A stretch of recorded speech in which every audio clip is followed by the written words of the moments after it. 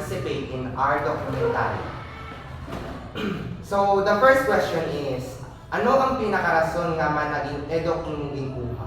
Actually, no. The first reason naman, education na akong gikuha because of my family, especially my siblings, kay syempre no, my sisters and my brothers are all educators. My aunties na my uncles are all educators too.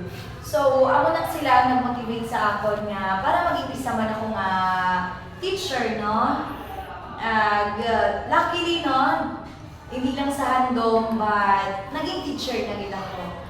Question is, saan gamay ka pa? Ano tani imo gusto nga trabaho or kurso nga bulon? No, way back no, during my elementary days, ang gusto ko gid man nga kuhaon is education. Tungod nga, lantawon ko sa palibot, no, puro kami na istra. No, then pag grade 1, since my auntie also is my teacher, siya naging inspirasyon or nagtulod man, maging isa man ako ka guro, no?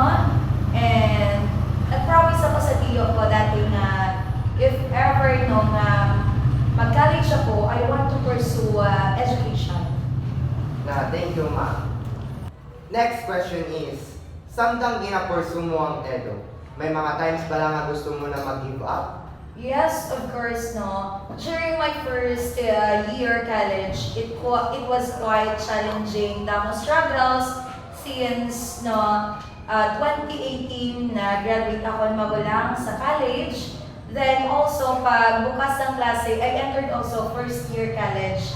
Then my sister graduated as magna cum laude. Then syempre hindi maiwasan no, there are a lot of comparison nga alanda, magulang mo, maalam, tapos amo lang ikaw ka dyan. So that motivates me to study hard na luckily no, I graduated also as a Latin honors na as a cum laude. No. Wow, very good, ma'am. So, ma'am, ang next question ko is, ano ang naging inspirasyon mo nga nag-eduk imong kuha? Okay, so my first inspiration, of course, is my family. O sandali ng una nga, naging inspirasyon kay samtang gusto ko, aragin sila ga-provide sa mga kinahanglan ko, ara sila sa luyo ko, no? Then the next one is also my uncle, nga kung wala ko allowance, syempre waiwaan kami, ara siya nga, Joy, ari kwarta, no? May pang-allowance kayon, kasi syempre kabudlay ang mga buwit sa do, no? Kag subong luckily no nga, finally, naging teacher ako nga I can give back to them. No, tanan nga pangabudla nila, naibalik ko na sa ila. Wow, that was very inspiring, ma'am. So, next is the next question is, sa pag-start mo itudlo sa mga estudyante, anong imo na-realize about sa life? Okay, so the first no year na nagtudlo ako sa Kapso, daw ko realization like kabudlay maging isa ka teacher, no? Kinahanglan mo intindihan mo yung mga estudyante, hindi lang sa aga sa eskwelahan, pero isang gabi, kinahanglan mo masanda intindihan.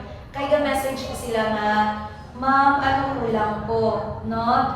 Ma'am, ano pa kinahanglan ko nga para magtaas grades ko? And it is quite challenging kay during no, the end of the semester, questionan kanila na, ma'am, naman dos grade ko, naman amo ni ano kulang ko, though hindi man nila deserve ang high grades because of their performance sa school. And also, there is a high school, nalanta ko man nga, medyo kabudlay galit no sa DepEd kay bisan holiday, madrupi ka, bisan gabagyo, kinahanglan mo magpa-eskwelahan, damo paperworks, pero it is no, fulfilling kay bisan at the age of 24, no, I got an item sa DepEd, no. Ako nang ako na accomplishment kay bisan nala ko dito damo problems, no, nga nakuha ko or nag-abot sa kamuhi, no.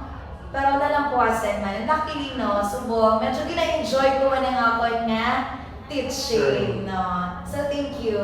So, your story was very inspiring and moving, ma'am. Thank you, Lisa, yung pag-participate sa amon nga documentary. Thank you so much for having me. Sige, ma'am.